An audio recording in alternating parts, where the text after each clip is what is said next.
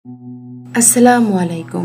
আজন্ম সৎ ও কিছুটা রাগী স্বভাবের পুলিশ অফিসার ধর্মা একটি জেলের জেলার হিসেবে কাজ করছে। সে তার জেল থেকে পালিয়ে যাবার সাহস কোনো কয়েদি কখনো করে না, কারণ কেউ পালিয়ে যেতে চাইলে ধর্ম তার এমন অবস্থা করে যে তার শরীরের হাড়গোড় কিছুই ঠিক থাকে না, আর এনকাউন্টার করে মেরে ফেলা এটা তো তার দুধপাত। এই জেলে ফাঁসির আদেশ নিয়ে আসে দেশের সবচেয়ে বড় ডায়মন্ড ব্যবসায়ী চার্লি। কয়েকবার ফাঁসির মঞ্চে নিয়ে যাওয়া হলো, চার্লি তার বুদ্ধির জোরে বারবার বেঁচে যায়। একদিকে পাগলাটি জেলের ধর্মা আর অন্যদিকে মাস্টার মাইন্ড চার্লি। এদের মধ্যে চলতে থাকে এক অদৃশ্য মাইন্ড গেম। শেষ পর্যন্ত কে জিতবে এই গেমে তাই জানতে চলেছি আমাদের আজকের মুভিতে। আজ এক্সপ্লেন করব একটি তেলেগু মুভি আশুরা। IMDb-তে মুভিটির রেটিং 6.3 আউট অফ 10। তো চলুন আর দেরি না করে চলে যাই মুভির গল্পে। মুভির শুরুতে আমরা তামিলনাড়ু সেন্ট্রাল জেল থেকে কিছু কয়েদিকে পালাতে দেখি। এই জেলের জেলার ধর্মা। অপরাধীদের কাছে ধর্মা সাক্ষাৎ যমদূত। রাগী ও কাঠখোট্টা স্বভাবের ধর্মা কোনো অপরাধীকে এক চুলও ছাড় দেন না। ধর্মা পালিয়ে যাওয়া কয়েদিদের ধরতে তাদের পিছু নেয়। একসময় ধর্মা তাদের ধরে ফেলে। সে কয়েদিদের মারধর করে আবার জেলে ফিরিয়ে আনে। জেলে এসে ধর্মা হাত মুখ ধুয়ে আবার ফিরিয়ে আনা কয়েদিদের কাছে আসে। সে তাদের বলে, তোমাদের জেলখানায় পাঠানো হয় সংশোধনের জন্য, কিন্তু তোমরা সংশোধন হও না, আর হবেই বা কিভাবে? তোমরা তো এখানে ভালো কোনো মানুষের সাথে মিশোই না। এরপর সেই পালিয়ে যাওয়া এই কয়েদিটির কাছে এসে বলে, তোমার অপরাধ তো তেমন গুরুতর ছিল না, কয়েক মাস পরেই বেল হয়ে যাবে। জেল থেকে পালানোর কি প্রয়োজন ছিল? কয়েদির নাম বাবলু। বাবলু ধর্মাকে বলে, স্যার, আমি কোনো অপরাধ করিনি। ফ্যাক্টরির মালিকের অন্যায়ের প্রতিবাদ করায় আমাকে মিথ্যে মামলায় জেলে পাঠানো হয়েছে। 3 দিন পরে আমার মায়ের অপারেশন। আমি ছাড়া আমার মায়ের কেউ নেই। অপারেশন না হলে মাকে হয়তো আর বাঁচানো যাবে না। এছাড়া আমি আর কি করতে পারতাম? এটি শুনে ধর্মার অনেক খারাপ লাগে। সে একজন কনস্টেবলকে বলে বাবলুর মায়ের অপারেশন যেন ঠিকঠাক মতো হয় তার ব্যবস্থা করতে। এই ছেলেটির নাম রবি। রবি ধর্মার ছোটবেলার বন্ধু। রবির কাজিন সারিকার সাথে ধর্মার 5 বছর ধরে রিলেশন চলছে, কিন্তু সারিকার সাহস করে তার বাবাকে ধর্মার কথা বলতে পারছিল না। এজন্য সারিকার বাবা সারিকার বিয়ের জন্য পাত্র দেখছিল। আজ রবি ফোন দিয়ে ধর্মাকে জানায় যে আজ সারিকার বাবা সারিকাকে নিয়ে তার পাত্র দেখতে যাচ্ছে। এই জন্য ধর্ম সিদ্ধান্ত নেয় যে আজ সে সারিকার বাবার সাথে দেখা করবে। সারিকার বাবা গাড়িতে করে যাবার সময় ধর্মা তার গাড়ি আটকিয়ে গাড়িতে উঠে বসে। তাকে দেখে সারিকা অনেক ভয় পায়, কারণ না জানি ধর্মা তার বাবাকে কি বলে বসে। সে যে কাঠখোট্টা স্বভাবে। গাড়িতে বসে ধর্মা সারিকার বাবাকে বলে, আমি এখানকার সেন্ট্রাল জেলে জেলার হিসেবে চাকরি করি। আমার নাম ধর্মা চন্দ্রশেখর। সারিকার বাবা বলে, কিন্তু আপনি আমাকে এসব কেন বলছেন? ধর্মা বলে, দেখুন, আমি ঘুরিয়ে ফিরিয়ে কথা বলতে পারি না। যা বলি সোজাসুজি বলি। আমি আপনার মেয়েকে পছন্দ করি, তাকে বিয়ে করতে চাই। এটি শুনে সারিকার বাবা সারিকার দিকে তাকিয়ে বলে, তুমি কি তাকে আগে থেকে চেনো? সারিকা মাথা নিচু করে বলে, 5 বছর আগে থেকে কলেজে তার সাথে প্রথম পরিচয় হয়। এরপর ধর্মা বলে, আপনি দয়া করে তার জন্য আর ছেলে দেখবেন না। সারিকার বাবা বলে, ওর জন্য আমি অন্য ছেলে দেখে রেখেছি, বিয়েও প্রায় ফিক্সড করে ফেলেছি। ধর্মা বলে, ওর বিয়ে আপনার ইচ্ছায় না, বরং ওর ইচ্ছায় হওয়া উচিত। সারিকার বাবা বলে, আমার মেয়ের ব্যাপারে আমি সিদ্ধান্ত নেব। তুমি মাঝ রাস্তায় যে আলাপ শুরু করেছো তা এখানেই ছেড়ে দাও। আমার বাসা পর্যন্ত আসার চেষ্টা করো না। এটি শুনে ধর্মা বলে, আমি ইচ্ছে করলে সারিকাকে বিয়ে করে আপনার সামনে আসতে পারতাম, কিন্তু আমি আপনাকে সম্মান করি বলে এমনটা করিনি। আপনি যদি কথা না শোনেন তবে আমি এমনটাই করতে বাধ্য হব। এটি শুনে সারিকার বাবা গাড়ি ঘুরিয়ে চলে যায়। সারিকা এখানে একটি লেডিস হোস্টেলে থাকে। তার বাবা গ্রাম থেকে তাকে দেখতে এসেছিল। এখানে সে তার ভাইয়ের ছেলে রবির বাসায় উঠেছে। ধর্মা রবির বন্ধু এটি জানতে পেরে সারিকার বাবা রবিকে অনেক বকাঝকা করে। সে তার ব্যাগ গোছাতে গোছাতে রবিকে বলে, গ্রামে ফিরে গিয়ে সে তার পছন্দ করা ছেলের সাথে বিয়ে ফাইনাল করবে। রবি তার চাচাকে অনেক বোঝানোর চেষ্টা করে যে একটু রাগী হলেও ধর্মা ভালো একটি ছেলে। ছোটবেলায় তার বাবা মা মারা যাওয়ার পর সে একাই বড় হয়েছে, এজন্য হয়তো তার ব্যবহার কিছুটা এমন। সারিকের বাবা বলে, আমি ডিআইজি অফিসে ফোন দিয়ে আমার বন্ধু SP কুমারের কাছে ধর্মের ব্যাপারে সবকিছু জানতে পেরেছি। ডিপার্টমেন্টে সবাই তাকে রাক্ষস নামে চেনে। তার মনে কোনো মায়া দয়া নেই। জেনে শুনে আমি আমার মেয়েকে এমন একটা ছেলের হাতে তুলে দিতে পারি না। এই বলে সারিকার বাবা চলে যায়। সারিকার বাবা চলে গেলে সারিকা ধর্মাকে ফোন দিয়ে বলে, কি দরকার ছিল পথ আটকিয়ে বাবার সাথে কথা বলার? বাবা খুব রাগ করেছে। ধর্ম বলে, মেয়ে প্রেম করছে জানলে সব বাবাই রাগ করে। তাছাড়া তুমি তো বলতে ভয় পাচ্ছিলে, এজন্য আমাকেই বলতে হলো। সারিকা বলে, আমি তোমার সাথে বিকেলে দেখা করতে চাই। ধর্ম বলে, এই ব্যাপারে পরে কথা বলছি, আমি একটা জরুরি কাজে আছি। এই বলে ধর্মা ফোন কেটে দেয়। ওই দিন ধর্মা হাসপাতালে জেল সুপার অশোক কুলকার্নির সাথে দেখা করতে যায়। অশোক কিছুদিন আগে গাড়ি অ্যাক্সিডেন্ট করে হাসপাতালে ভর্তি আছে। হাসপাতালে গেলে অশোক ধর্মাকে বলে, শুনেছি তুমি কিছু কয়েদিকে নাকি খুব মারাত্মক ভাবে মেরেছো, মানুষের সাথে একটু ভালো ব্যবহার তো করতে পারো। এটি শুনে ধর্মা বলে, যারা অন্যায় করে তাদের শাস্তি পেতেই হবে স্যার, তারা জেল থেকে পালাতে চেয়েছিল, আমি তাদের শাস্তি দিয়েছি। অশোক বলে, দেখো ধর্মা, আমরা সরকারি চাকরি করি, আমাদের কিছু নিয়ম কানুন মেনে চলতে হয়। এমনিতেই হিউম্যান রাইটস এর লোকেরা তোমার পেছনে পড়ে আছে, তাদের মতে তুমি রক্ষক না বরং রাক্ষস। সারাদিন তাদের অফিসে তোমাকে নিয়েই চর্চা হয়। যাই হোক, তুমি নিজের খেয়াল রেখো। এরপর ধর্মা হাসপাতাল থেকে চলে যায়। পরদিন এই জেলে নতুন কিছু কয়েদি আসে। তাদের মধ্যে এই কয়েদিটির নাম চার্লি। চার্লিকে দেখে এই জেলের পুরনো একজন কয়েদি পান্ডু চিনতে পারে। কিছুক্ষণ পর ধর্মা সেখানে এসে সব নতুন কয়েদিদের সম্পর্কে জেনে সেল ভাগ করে দেয়। ধর্মা চার্লির কাছে আসলে একজন কনস্টেবল ধর্মাকে বলে যে চার্লি মার্ডার কেসে 7 বছর ধরে জেলে আছে। 5 বছর আগে তার ফাঁসির আদেশ হয়েছিল। এটি শুনে ধর্মা চার্লিকে বলে, শাস্তি শোনার 5 বছর পরও বেঁচে আছো, খুব সৌভাগ্য তোমার, এবার তোমার সময় মনে হয় শেষ হয়ে এসেছে। এটি শুনে চার্লি বলে, আমি মরবো না, কেউ আমাকে মারতে পারবে না। ধর্মা তখন চার্লিকে বলে যে মানুষকে বাঁচতে দেয় না, তার নিজেরও বাঁচার অধিকার নেই। এরপর ধর্মা নতুন কয়েদিদের উদ্দেশ্যে বলে, আগে তোমরা কে কি ছিলে তা আমার জানার প্রয়োজন নেই, কিন্তু তোমরা একবার যখন এখানে এসে পড়েছো, এখন তোমাদের এখানকার নিয়ম কানুন সব মেনে চলতে হবে। ওই সময় চার্লি ধর্মার দিকে অগ্নি দৃষ্টিতে তাকায়। এরপর আমাদের চার্লির জেলে আসার কারণ দেখানো হয়। চার্লি ছিল দেশের নামকরা ডায়মন্ড ব্যবসায়ী দিলীপ কোটার ছেলে। ছোটবেলায় চার্লির মা মারা যাবার পর তার বাবা দ্বিতীয় বিয়ে করে ভারতী নামের এক মহিলাকে, কিন্তু চার্লি তাকে মা বলে কখনো মেনে নেয়নি। এই জন্য সে তাদের থেকে আলাদা থাকতো। বাবার অজস্র টাকা কিন্তু শাসন করার কেউ না থাকায় অল্প বয়সে বিগড়ে যায় চার্লি। নারী ও ড্রাগের নেশায় পড়ে যায় সে। 8 বছর আগে দিলীপ কোটা হার্ট অ্যাটাক করে মারা যায়। চার্লি বুঝতে পারে যে তার বাবার রেখে যাওয়া সম্পত্তি এখন তার সৎ মা ও 3 সৎ ভাই বোনের মধ্যে ভাগ বাটোয়ারা হবে। এজন্য সে ফেক ডকুমেন্টস বানায় যেখানে লেখা ছিল যে দিলীপ কোটা তার সমস্ত সম্পত্তি চার্লিকে লিখে দিয়ে গেছে।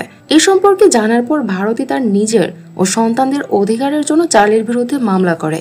মামলার কথা জানতে পেরে চার্লি অনেক রেগে যায়। সে একদিন ভারতীর বাড়িতে এসে তার 3 সৎ ভাই বোন সহ 4 জনকে খুন করে আর তারপর বডিগুলোকে এক জায়গায় নিয়ে গিয়ে টুকরো টুকরো করে আগুনে জ্বালিয়ে দেয়।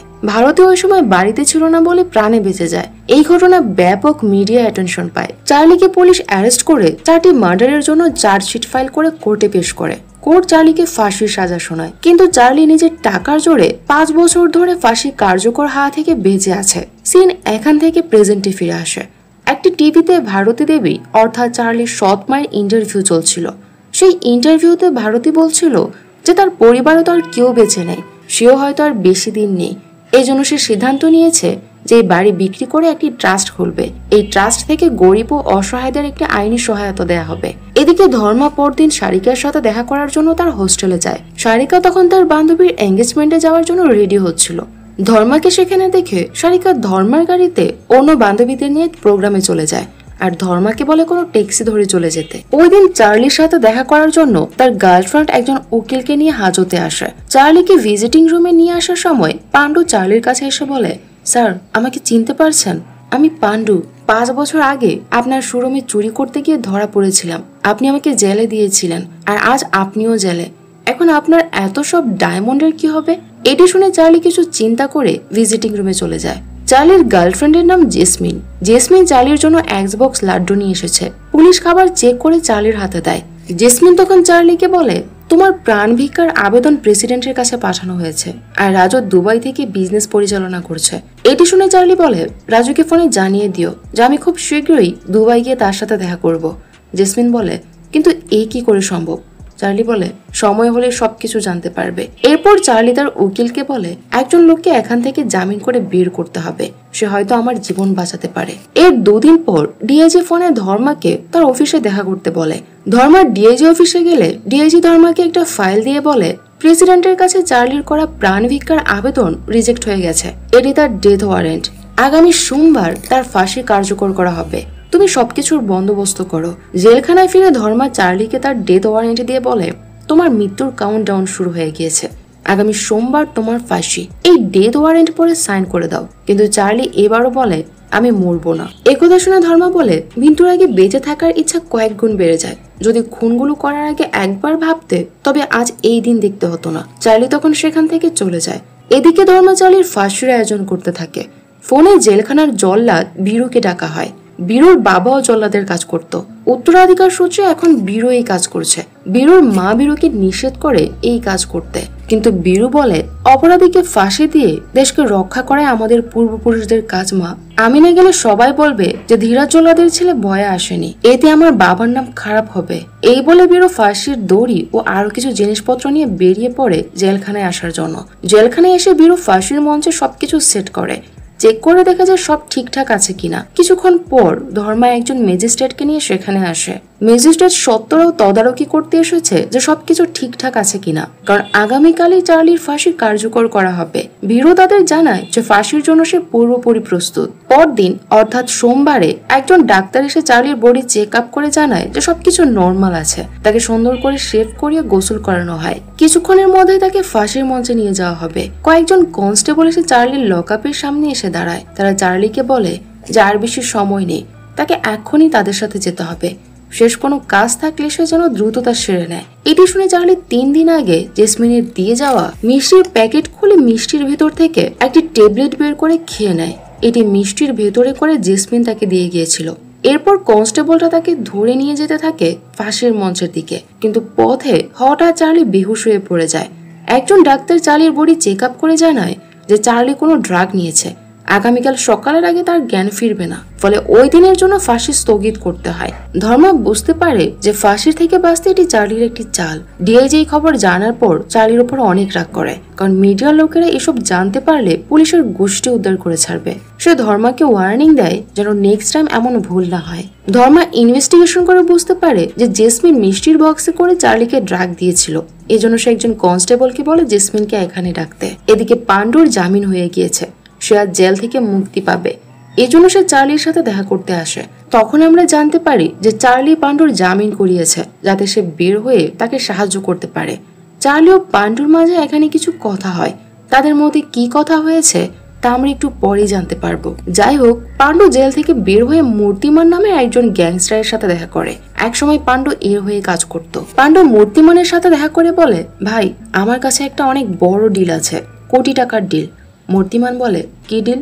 পাণ্ডু বলে, ডায়মন্ড মার্চেন্ট চার্লি নাম তো শুনেছেন, খুনের দায়ে ফাঁসির দড়ি গলায় নিয়ে জেলে আছে। তার সাথে আমার জেলে দেখা হয়েছিল। এখান থেকে সিন আবার ফ্ল্যাশব্যাকে চলে যায়। পাণ্ডু চার্লির সাথে দেখা করতে গেলে চার্লি পাণ্ডুকে বলে, আমি তোকে এখান থেকে বের করেছি একটি কারণে, তুই এখান থেকে বেরিয়ে আমার জীবন বাঁচাবি। কয়েকদিনের মধ্যে আবার আমাকে ফাঁসির জন্য রেডি করা হবে। আমি মরতে চাই না। একটি গোপন জায়গায় আমার পার্সোনাল লকারে 90টি ডায়মন্ড আছে। তুই যদি আমাকে এখান থেকে বের করতে পারিস তবে তার অর্ধেক তোর, 45টি ডায়মন্ড, প্রায় 50 কোটি টাকা। সিন প্রেজেন্টে ফিরে আসে। পাণ্ডু বলে, ভাই আমরা যদি চার্লিকে জেল থেকে বের করতে পারি তবে আমরা 45টি ডায়মন্ড পাবো, প্রায় 50 কোটি টাকার ডিল। কিছুক্ষণ ভেবে মূর্তিমান বলে, আমরা চার্লিকে জেল থেকে বের করব। মূর্তিমানের ছোট ভাই ড্যানি বলে, কিন্তু ভাই চার্লিকে বের করার পর যদি সে ডায়মন্ড দিতে রাজি না হয়? মূর্তিমান বলে, যে জীবন মৃত্যুর মাঝখানে দাঁড়িয়ে আছে সে ডায়মন্ড নিয়ে ভাববে না।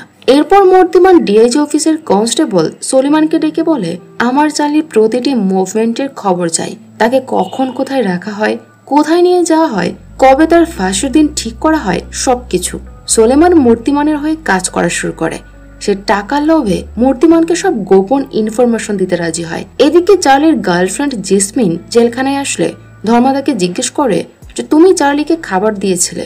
জেসমিন বলে, হ্যাঁ। ধর্মা বলে, এই খাবারের সাথে তাহলে তুমি ড্রাগ দিয়েছিলে? জেসমিন প্রথমে অস্বীকার করলো, পরে স্বীকার করে নেয় যে চার্লি তাকে ড্রাগ দিতে বলেছিল। সে জানতো না যে চার্লি ফাঁসি থেকে বাঁচার জন্য ড্রাগ চেয়েছে। সে ভেবেছিল হয়তো নেশা করার জন্য চেয়েছে। ধর্মা বলে, সে তোমাকে আর কিছু বলেছে? জেসমিন বলে, সে বলেছিল যে সে এখান থেকে বেরিয়ে দুবাই সেটেল হবে। জীবন বাঁচানোর জন্য চার্লি সবকিছু করতে পারে। এরপর ধর্মা একজন কনস্টেবলকে বলে জেলে ড্রাগ সাপ্লাই দেওয়ার জন্য জেসমিনকে কাস্টডিতে নিতে। এরপর দিন চার্লি খেয়াল করে যে জেলের নিরাপত্তা ব্যবস্থা জোরদার করা হয়েছে। ধর্মার নির্দেশে কয়েকজন কনস্টেবল এসে চার্লিকে ধরে একটি অন্ধকার কুঠুরিতে নিয়ে রাখে। চার্লি তখন ধর্মাকে বলে, আমাকে অন্ধকারে রাখলে মনে করো না যে আমার চাল শেষ হয়ে যাবে। আমি যেদিন এখান থেকে বের হব সেদিন সূর্যের মতো রোশনি হয়ে বের হব। ওই দিন সারিকা ধর্মার সাথে দেখা করে একটি ছেলের ছবি দেখিয়ে বলে, বাবা এই ছেলের সাথে আমার বিয়ে ঠিক করেছে, তুমি কিছু একটা করো। ধর্মা সারিকাকে বলে, তুমি টেনশন করো না, আমি সব সামলে নেব, এখন একটু ব্যস্ত আছি, তোমার সাথে পরে কথা বলছি। এই বলে ধর্মা চলে যায়। এতে সারিকা অনেক হতাশ হয়। পরদিন ধর্মা ডিআইজির সাথে দেখা করে। ডিআইজি ধর্মাকে বলে, এই শনিবার আবার চার্লির ফাঁসির বন্দোবস্ত করো, এইবার যেন আর কোনো ভুল না হয়। ধর্মা বলে, আপনি কোনো চিন্তা করবেন না স্যার। এদিকে ডিআইজি অফিসের কনস্টেবল সোলেমান দরজায় আড়ি পেতে এই ইনফরমেশন জেনে মূর্তিমানকে জানিয়ে দেয়। মূর্তিমান তার লোকদের বলে যে চার্লিকে জেল থেকে বের করার জন্য প্ল্যান বানাতে। সোলেমান মূর্তিমানকে বলে যে চার্লি যে জেলে আছে সেই জেলের জেলার ধর্মা, তার ব্যাপারে আপনাকে সতর্ক থাকতে হবে। ডিপার্টমেন্টে সবাই তাকে রাক্ষস নামে ডাকে। এদিকে ধর্মা অন্ধকার কুঠুরিতে গিয়ে চার্লিকে জানিয়ে দেয় যে আগামীকাল তার ফাঁসি, সে যেন প্রিপারেশন নিয়ে নেয়। পরের সিনে জল্লাদ বীরুকে দেখানো হয়। সে একটি টং দোকানে সিগারেট কিনতে গেলে দুইজন লোক তাকে শুনিয়ে বলছিল যে ফিলিস্তিন সরকার কিছু উগ্রবাদীকে ফাঁসি দিয়েছিল, আর ওই দিনই ফাঁসি দেওয়া জল্লাদের পরিবারের সবাইকে শেষ করে দেওয়া হয়। এই কথা শুনে বীরু কিছুটা ভয় পেয়ে যায়। সে দ্রুত বাড়িতে এসে দেখে যে তার মা বাড়ির কোথাও নেই। ওই সময় তার ফোনে একটি কল আসে। বীরু কল রিসিভ করলে কেউ একজন বীরুকে বলে যে চার্লি যদি মারা যায় তবে বীরুর মাও মারা যাবে, যে করে হোক তাকে চার্লির ফাঁসি আটকাতেই হবে। বীরু লোকটিকে বলে যে চার্লির ফাঁসির ব্যাপারে তার কোনো হাত নেই, কিন্তু লোকটি আর কিছু না বলে ফোন কেটে দেয়। অন্যদিকে মূর্তিমানের লোকেরা ম্যাজিস্ট্রেট সত্য রাওয়ের ছেলেকেও স্কুল থেকে আসার পথে কিডন্যাপ করে। তারা সারিকাকেও কিডন্যাপ করে। ধর্মা সারিকার সাথে যোগাযোগ করতে না পেরে তার হোস্টেলে আসে, কিন্তু সে হোস্টেলেও ছিল না। সে আবার গাড়ির কাছে ফিরে দেখে যে গাড়িতে কেউ সারিকার ফোন ও একটি চিঠি রেখে গিয়েছে। সেই চিঠিতে লেখা ছিল যে যদি সারিকাকে বাঁচাতে চাও তবে কাল যে চার্লির ফাঁসি হওয়ার কথা তা আটকাও, যদি চার্লি মারা যায় তবে সারিকাও মারা যাবে। ধর্মা বুঝতে পারে যে এইসব কিছু চার্লির প্ল্যান। জেলে ফিরে ধর্মা চার্লিকে টর্চার করে জিজ্ঞেস করে যে কে তার হয়ে কাজ করছে, কে তাকে বাঁচাতে চাইছে, সারিকাকে কে কিডন্যাপ করেছে, কিন্তু চার্লি মুখ খোলে না। একজন কনস্টেবল এসে তখন ধর্মাকে খবর দেয় যে জামিন হওয়ার পর একমাত্র পান্ডু চার্লির সাথে দেখা করেছিল। ধর্মা বুঝতে পারে যে চার্লি পান্ডুকে ডায়মন্ডসের লোভ দেখিয়ে তাকে এখান থেকে বের করার জন্য বলেছে, আর পান্ডু ডায়মন্ডের লোভে তার হয়ে কাজ করছে। এই জন্য সে পান্ডুকে সব জায়গায় খুঁজতে থাকে। দেখতে দেখতে শনিবার রাত চলে আসে, কিন্তু এখনো সে পান্ডুকে খুঁজে পায়নি। নিজের ভালোবাসাকে সে দায়িত্বের কাছে কুরবানি দেওয়ার সিদ্ধান্ত নেয়। সে চার্লিকে ফাঁসি দেওয়ার সব বন্দোবস্ত করে। তিনজন কনস্টেবল এসে চার্লিকে ফাঁসির মঞ্চের কাছে নিয়ে যায়। ম্যাজিস্ট্রেট চার্লিকে ফাঁসির পরোয়ানা পড়ে শোনায়। জল্লাদ বীরু চার্লির হাতে পায়ে বাদ দিয়ে মুখে কালো কাপড় বেঁধে দেয়। সিনটি এখানেই কাট হয়। পরের সিনে আমরা দেখি যে ধর্মা, ম্যাজিস্ট্রেট, বীরু সবাই খুব টেনশনে আছে, কারণ চার্লির ফাঁসি এবারও কার্যকর করা সম্ভব হয়নি, কারণ টেকনিক্যাল সমস্যার কারণে চার্লির পায়ের নিচের চাম্বার খোলেনি। বীরু তার মাকে বাঁচাতে জেনে বুঝে আগে থেকেই একটি স্ক্রু খুলে রেখেছিল। ডিআইজি কে কথা জানালে ডিআইজি ধর্মাকে তার অফিসে ডেকে অনেক রাগারাগি করে। সে ধর্মাকে বলে, তোমাকে দিয়ে কোনো কাজই ঠিকঠাক মতো হচ্ছে না, চার্লির উপর খুব ভালো করে নজর রাখবে, আমি তার অন্য ব্যবস্থা করছি। এদিকে ধর্মা জানতে পারে যে রেড লাইট এরিয়ায় সুরমি নামের পান্ডুর একজন গার্লফ্রেন্ড আছে। সে প্রায় সেখানে আসা যাওয়া করে। সুরমি হয়তো পান্ডুর কোনো খোঁজ দিতে পারে। ধর্মা সুরমির কাছে গিয়ে পান্ডুর ছবি দেখিয়ে তার খোঁজ জানতে যায়, কিন্তু সুরমি প্রথমে ধর্মাকে জানায় যে সে পান্ডুকে চেনে না। ধর্মা সুরমিকে একটা টাকার বান্ডেল ধরিয়ে দিলে এবার সুরমি পান্ডুর ঠিকানা দিয়ে দেয়। পরদিন ধর্মা সুরমির দেওয়ার ঠিকানায় যায় পান্ডুর খোঁজে। পথে তার সাথে মূর্তিমান ও ডেনির দেখা হয়, কিন্তু সে তো জানে না যে আসল খেলা খেলছে মূর্তিমান। ধর্মা তাদের কাছে জানতে চায় যে এশিয়ান টিম্বার নামের সমিলে কোন পথে যাবে। ডেনি তাকে বলে যে সে জানে না। ধর্মা তখন পাশের একজন পথচারীকে এশিয়ান টিম্বার সমিলের কথা জিজ্ঞেস করলে সে পথ চিনিয়ে দেয়। গাড়িতে বসে থাকা মূর্তিমান ও ডেনি জানতো যে পান্ডু এই সমিলের ভেতরে আছে। এজন্য ডেনি পান্ডুকে ফোন দেয় সতর্ক করার জন্য, কিন্তু নেটওয়ার্ক খারাপ থাকায় পান্ডু ডেনির কথা বুঝতে পারছিল না। সে হেলো হেলো বলতে বলতে গেট খুলে বাইরে বেরিয়ে এসে দেখে যে গেটের সামনে ধর্মা দাঁড়িয়ে আছে। ধর্মাকে দেখে পান্ডু দৌড়ে পালানো শুরু করে। একসময় সে ধর্মার চোখের আড়ালে চলে যায়। ওই সময় পান্ডুর লোকেরা ধর্মার উপর অ্যাটাক করে। তাদের সাথে ধর্মার অনেক ফাইট হয়। ধর্মা সবাইকে মেরে পান্ডুকে খুঁজতে থাকে। পান্ডু এক সময় পালাতে পালাতে দেখে যে ডেনি তার পেছনে দাঁড়িয়ে আছে। সে ডেনির কাছে সাহায্য চায়, কিন্তু ডেনি তাকে সাহায্য না করে পান্ডুকে ছুরি দিয়ে স্ট্যাপ করে মেরে ফেলে, কারণ পান্ডু ধরা পড়ে গেলে তাদের নামও সামনে চলে আসবে। ধর্মা পান্ডুকে খুঁজতে খুঁজতে এক জায়গায় এসে তাকে মরে পড়ে থাকতে দেখে। ধর্মা বুঝতে পারছিল না যে এবার সে কি করবে। কারণ একমাত্র পাণ্ডুই তাদেরকে সারিকার কাছে নিয়ে যেতে পারত। ওই দিনই মূর্তিমান ধর্মাকে ফোন দিয়ে ধমকি দেয় যে সে যদি 2 দিনের মধ্যে চার্লিকে তার হাতে তুলে না দেয় তবে সে সারিকাকে মেরে ফেলবে। ধর্মা মূর্তিমানকে বলে, একটা মেয়েকে আটকে রেখে পুরুষত্ব দেখাচ্ছিস, পারলে আমার সামনে আয়, তোর শরীর থেকে ছাল তুলে লবণ লাগাবো। কিছুক্ষণ পর সারিকার বাবা ধর্মার কাছে এসে জিজ্ঞেস করে যে তার মেয়ে কোথায়। 2 দিন ধরে সে তার মেয়ের সাথে কোনো যোগাযোগ করতে পারছে না। সে ধর্মাকে বলে যে সেই হয়তো সারিকাকে কোথাও লুকিয়ে রেখেছে। ধর্মা তাকে বলে যে সারিকা তার কাছে নেই, কিন্তু সে সারিকাকে তার কাছে ফিরিয়ে দেবে, এটি তার ওয়াদা। রাতে সারিকার স্মৃতিগুলো মনে করে ধর্মা অনেক ইমোশনাল হয়ে যায়। তার মনে হয় যে তার কারণেই সারিকা বিপদে পড়েছে, এতে তার অনেক খারাপ লাগে। পরদিন ডিআইজি ধর্মাকে তার অফিসে ডেকে বলে চার্লিকে ভাইজ্যাক থেকে ট্রান্সফার করা অর্ডার এসেছে। তাকে কাল ভোরে খুব গোপনে ভাইজ্যাক জেলে নিয়ে যাওয়া হবে, কিন্তু চার্লিকে ট্রান্সফারের দায়িত্ব আমি তোমাকে দিচ্ছি না, একটি সিক্রেট টিম এই কাজ করবে। কাল থেকে তুমি কারাগার থেকে ডিআইজি অফিসে জয়েন করবে। এদিকে কনস্টেবল সোলেমান এই খবর জেনে মূর্তিমানকে জানিয়ে দেয় যে আগামীকাল চার্লিকে ভাইজ্যাক জেলে নিয়ে যাওয়া হবে। জাফর নামের এই সাংবাদিকের কাছেও কেউ ফোন করে নিউজ জানালে জাফর তার পত্রিকার ফ্রন্ট পেজে বড় করে নিউজ ছাপায়। মূর্তিমান প্ল্যান করে যে চার্লিকে ভাইজ্যাক জেলে নিয়ে যাওয়ার সময় পথে তারা চার্লিকে হাইজ্যাক করবে। এই জন্য সে ডেনিকে সব বন্দোবস্ত করতে বলে। ডিআইজি রাম নামের একজন অফিসারকে দায়িত্ব দেয় চার্লিকে ভাইজ্যাক জেলে নিয়ে যাওয়ার জন্য। সে রামকে সতর্ক করে দেয় যে চার্লি অনেক চালাক, মাঝপথে অনেক বিপদ আসতে পারে, কিন্তু যে করে হোক তাকে চার্লিকে ভাইজ্যাক জেলে নিরাপদে পৌঁছে দিতে হবে। রাম বলে, আপনি কোনো চিন্তা করবেন না স্যার, আমি এক্সট্রা ফোর্স সহ নিজে এসকর্ট দিয়ে চার্লিকে ভাইজ্যাক জেলে পৌঁছে দেব। এদিকে ড্যানি চার্লিকে পুলিশের হাত থেকে বাঁচানোর পাশাপাশি আরেকটা প্ল্যান করে। সে ঠিক করে যে চার্লিকে বাঁচানোর পর চার্লির কাছ থেকে প্রাপ্য ডায়মন্ড নিয়ে তারা চার্লিকে মেরে ফেলবে, তারপর বাকি ডায়মন্ডগুলো নিয়ে চলে আসবে। অর্থাৎ ড্যানি পুরো 90টি ডায়মন্ডের মালিক হতে চাইছিল। পরদিন খুব ভোরে কড়া নিরাপত্তায় মুখ কালো কাপড়ে ঢেকে চার্লিকে জেল থেকে বের করা হয়। তাকে প্রিজম ভ্যানে তুলে নিয়ে যাওয়া হয় ভাইজ্যাকের দিকে। সাংবাদিক জাফর লুকিয়ে ছবি তোলে তার পত্রিকায় প্রকাশের জন্য। প্রিজন ভ্যানে করে চার্লিকে নিয়ে যাওয়ার সময় তার পায়ের কাছে একটি কলম পড়ে আছে বুঝতে পেরে সে সেটি হাতে নিয়ে নেয়। কিছু দূর যাবার পর হঠাৎ মূর্তিমানের লোকেরা রাস্তায় বোম ব্লাস্ট করায়। ডেনি ও তার লোকেরা ফায়ার করতে করতে এসে চার্লিকে নিয়ে যায়। পুলিশও পাল্টা ফায়ার করে, কিন্তু এক সময় পুলিশের গুলি শেষ হয়ে যায়। তারা আর কোনো প্রতিরোধ করতে পারে না। মূর্তিমান ও ডেনি চার্লিকে নিয়ে যেতে থাকে, কিন্তু তখনই ধর্মা সেখানে এসে এক এক করে মূর্তিমানের লোকদের এনকাউন্টার করে মারতে থাকে। এক পর্যায়ে মূর্তিমানের পিস্তলের গুলি শেষ হয়ে গেলে ধর্মার সাথে তার ফাইট হয়। ধর্মা তাকে অনেক মারে। মারতে মারতে জিজ্ঞেস করে যে সারিকা কোথায়। মূর্তিমান ধর্মাকে বলে দেয় যে সে সারিকাকে কিডন্যাপ করে কোথায় রেখেছে। এদিকে চার্লি তখন ডেনির কাছে ছিল। ডেনিকে একা পেয়ে চার্লি তার হাতে থাকা কলম ডেনির গলায় ঢুকিয়ে দিয়ে পালিয়ে যায়। কিছুক্ষণ পর ধর্মা সেখানে এসে ডেনিকেও গুলি করে মেরে ফেলে। এদিকে সিআই রাম ডিআইজিকে জানায় যে তাদের কড়া নিরাপত্তা সত্ত্বেও চার্লির লোকেরা চার্লিকে নিয়ে গেছে। ঠিক সময় ধর্মা সেখানে এসে না পড়লে তারা কেউ বাঁচতে পারতো না। ধর্মা সেখানে গিয়েছিল, এটি শুনে ডিআইজি অনেক অবাক হয়, কারণ তার তো ডিআইজি অফিসে ডিউটিতে যাবার কথা। অন্যদিকে ধর্মা মূর্তিমানের বলা ঠিকানায় গিয়ে সারিকাকে উদ্ধার করে। ধর্মাকে দেখে সারিকা তাকে জড়িয়ে ধরে। এরপর ধর্মা একজন কনস্টেবলকে দিয়ে সারিকাকে বাড়িতে পাঠিয়ে দেয়। পরের সিনে চার্লির সৎ মা ভারতীকে দেখানো হয়। পত্রিকায় চার্লির পালিয়ে যাওয়ার নিউজ দেখে সে অনেক ভয় পায়, কারণ এবার হয়তো চার্লি তাকেও মেরে ফেলবে। সাধারণ কেউ এসে কলিং বেল বাজালো, তার মনে হতো যে চার্লি এসেছে। এদিকে ধর্মা চার্লির গার্লফ্রেন্ড জেসমিনের কাছে গিয়ে বলে, চার্লি তো তোমাকে এখানে একা জেলে রেখে পালিয়ে গেছে, এখন তোমাকে আমি একটা সুযোগ দিতে পারি এখান থেকে বের হওয়ার।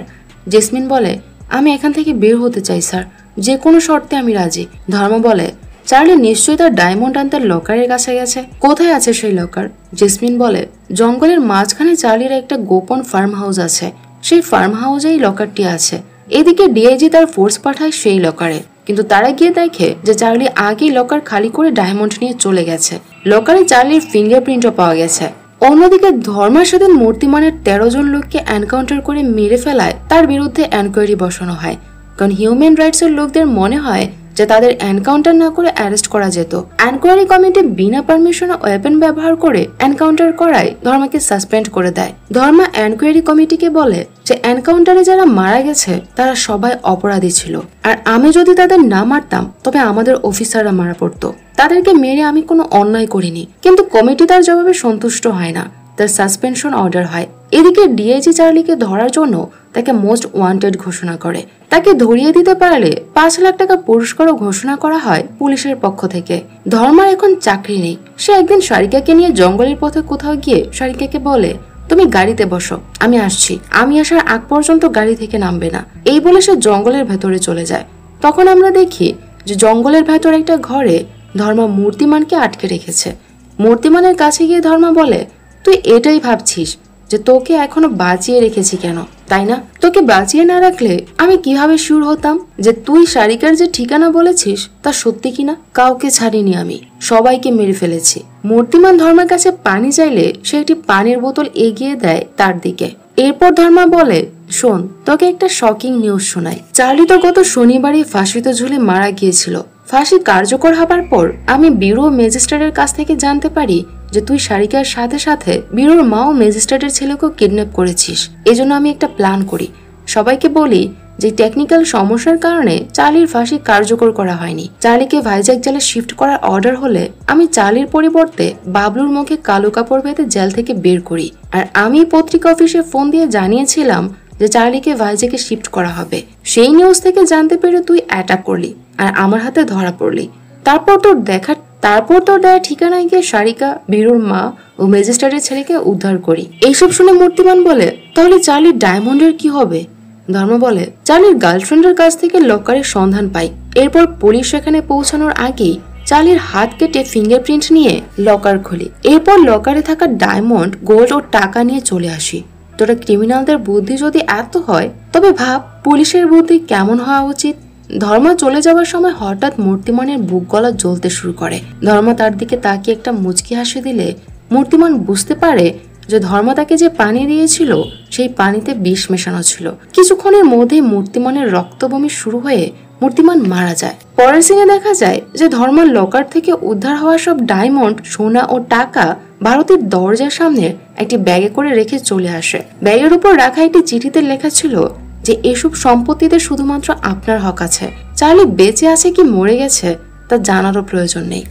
শুধু জেনে রাখুন, চার্লি আর আপনার কোনো ক্ষতি করতে পারবে না। মুভির শেষ সিনে দেখা যায় যে পুলিশের উচ্চতর এনকোয়ারি কমিটি ধর্মার সাসপেনশন অর্ডার বাতিল করে দিয়েছে। আগামী সপ্তাহে জেল সুপার হিসেবে জয়েন করার চিঠি এসেছে। আর এই সিনের মধ্য দিয়েই মুভিটি শেষ হয়ে যায়। তো মুভির গল্প আপনাদের কেমন লেগেছে তা কমেন্টে জানাতে ভুলবেন না। সবাই ভালো থাকবেন, সুস্থ থাকবেন আর আমাদের সাথেই থাকবেন। আল্লাহ হাফেজ।